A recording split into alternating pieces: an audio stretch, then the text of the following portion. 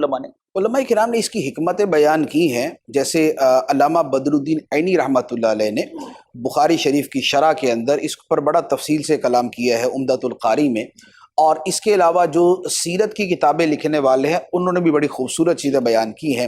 کچھ یوں کہہ لے کہ اہل علم نے بیان کی ہیں، کچھ اہل محبت نے بیان کی ہیں، دونوں کے اپنے اپنے انداز ہیں۔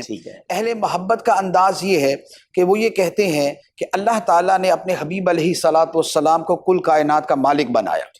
کہ قرآن کے اندر اللہ تعالیٰ نے فرمایا انا اعطیناک الکوثر، اے حبیب بے شک ہم نے آپ کو بڑی کثرت کے ساتھ عطا فرما دیا۔ اب وہ کثرت کے ساتھ کیا عطا فرمایا کہ اس کی تفسیر میں نبی پاک علیہ الصلاۃ والسلام فرماتے ہیں کہ اعطیت مفاتیح خزائن الارض، مجھے زمین کے خزانوں کی چابیاں عطا کر دی گئی، مجھے جنت کے خزانوں کی چابیاں عطا کر دی گئی۔ تو یوں ایک اس قدر وسیع عطاؤں کا سلسلہ ہے جو نبی پاک علیہ الصلاۃ والسلام کو دیا گیا، اور کیوں نہ ہو کہ رب فرماتا ہے وَكَانَ فَضْلُ اللَّهِ عَلَيْكَ عَظِيمًا، اے حبیب تمہارے اوپر اللہ کا فضل بڑا عظیم ہے۔ یہ دنیا تمام کی تمام اپنی وسعتوں اور اپنی پہنائیوں اور اپنی آفاقیت کے ساتھ رب فرماتا ہے قُلْ مَتَاعُ الدُّنْيَا قَلِيلٌ،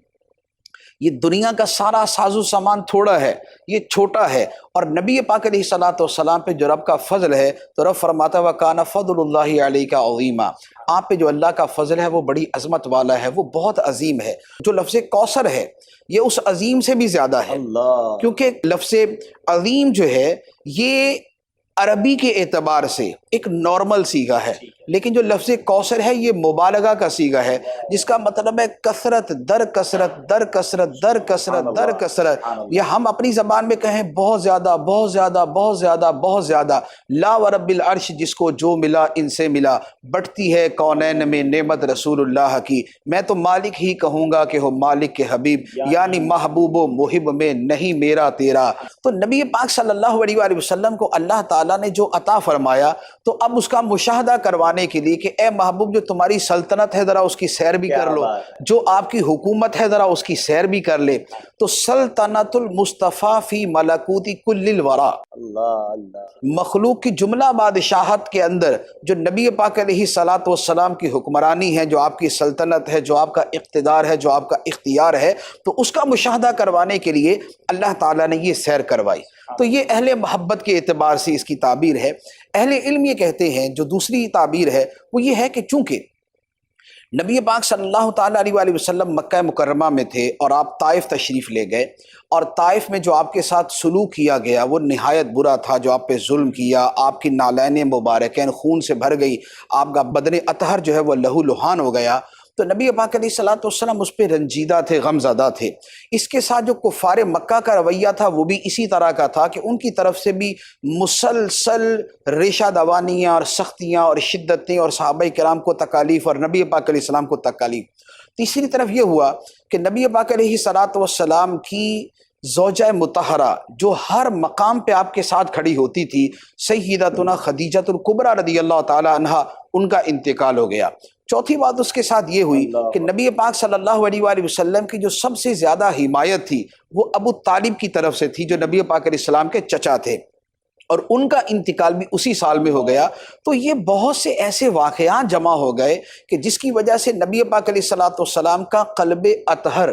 غمگین تھا، اور اس سال کو عام الحزن کہا جاتا ہے کہ یہ غم کا سال تھا نبی پاک علیہ السلام کے لیے۔ تو نبی پاک علیہ الصلاۃ والسلام کا غم زدہ ہونا یہ رب کو منظور نہیں۔ آقا کریم علیہ الصلاۃ والسلام جس شے کو چاہتے تھے رب عطا فرما دیتا تھا، آپ جس بات کی خواہش کرتے تھے اللہ تعالیٰ عطا کر دیتا تھا۔ حضرت عائشہ صدیقہ رضی اللہ تعالیٰ عنہا کی روایت ہے مسلم شریف کی، فرماتی ہیں ما ارا ربک الا یسارع فی ہواک، یا رسول اللہ میں دیکھتی ہوں کہ آپ کا رب آپ کی خواہش پوری کرنے میں بڑی جلدی کرتا ہے۔ تو نبی پاک صلی اللہ علیہ وآلہ وسلم کی جو قبولیت کا معاملہ ہے وہ یہ ہے۔